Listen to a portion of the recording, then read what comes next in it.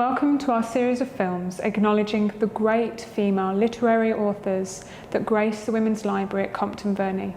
Hello, my name is Hannah Taylor and I'm the Contemporary Arts Producer at Compton Verney, and I invite you to experience these passages.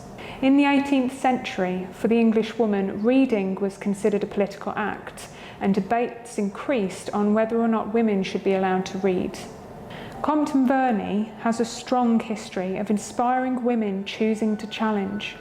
In 1862, the Baroness Georgian Verney was widowed with 7 children, a large estate and many tenants. Not taking privilege for granted, the Women's Library as we know it was born.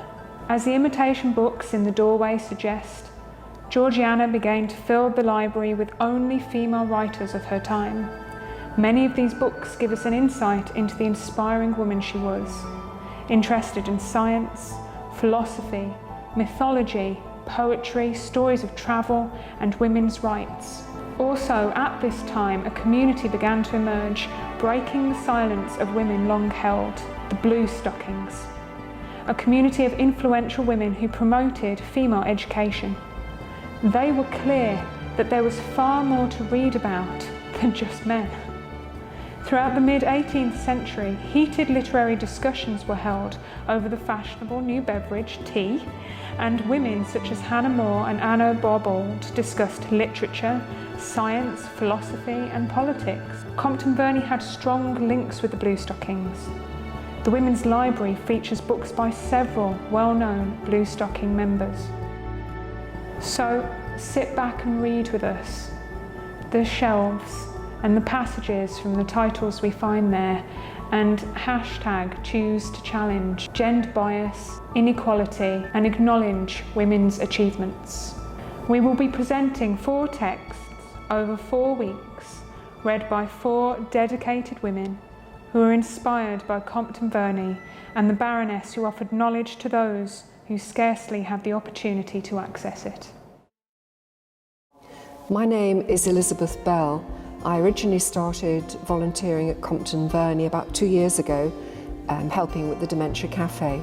But of course, with the pandemic, that's closed, so I've done other things such as help Forest School, Fire Festival, lantern making, turn my hand to most things. In 1816, when she was only 18, Mary Shelley began writing Frankenstein. It was published just 2 years later, the first true science fiction novel.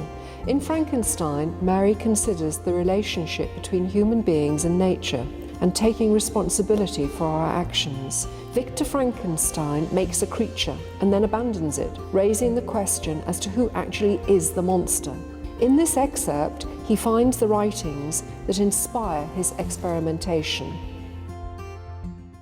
I confess that neither the structure of languages nor the code of governments nor the politics of various states possessed attractions for me. It was the secrets of heaven and earth that I desired to learn, and whether it was the outward substance of things or the inner spirit of nature and the mysterious soul of man that occupied me. Still, my inquiries were directed to the metaphysical, or in its highest sense, the physical secrets of the world. Natural philosophy is the genius that regulated my fate. I desire, therefore, in this narration, to state those facts which led to my predilection for that science.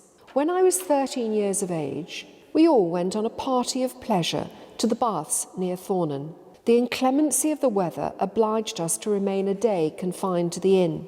In this house, I chanced to find a volume of the works of Cornelius Agrippa. I opened it with apathy.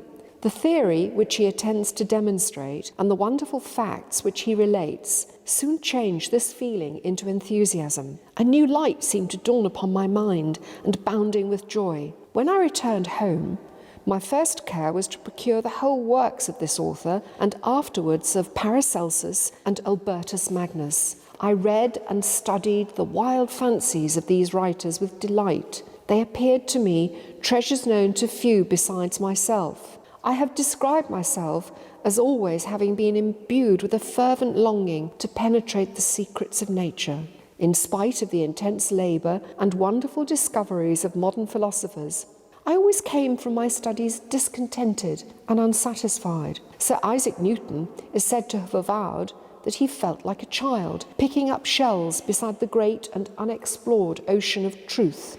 Those of his successors in each branch of natural philosophy with whom I was acquainted appeared even to my boy's apprehensions as tyros engaged in the same pursuit. The untaught peasant beheld the elements around him and was acquainted with their practical uses. The most learned philosopher knew little more. He had partially unveiled the face of nature, but her immortal lineaments were still a wonder and a mystery. He might dissect, anatomize, and give names, but not to speak of a final cause. Causes in their secondary and tertiary grades were utterly unknown to him. I had gazed upon the fortifications and impediments that seemed to keep human beings from entering the citadel of nature, and rashly and ignorantly I had repined. But here were books, and here were men who had penetrated deeper and knew more. I took their word for all that they averred, and I became their disciple.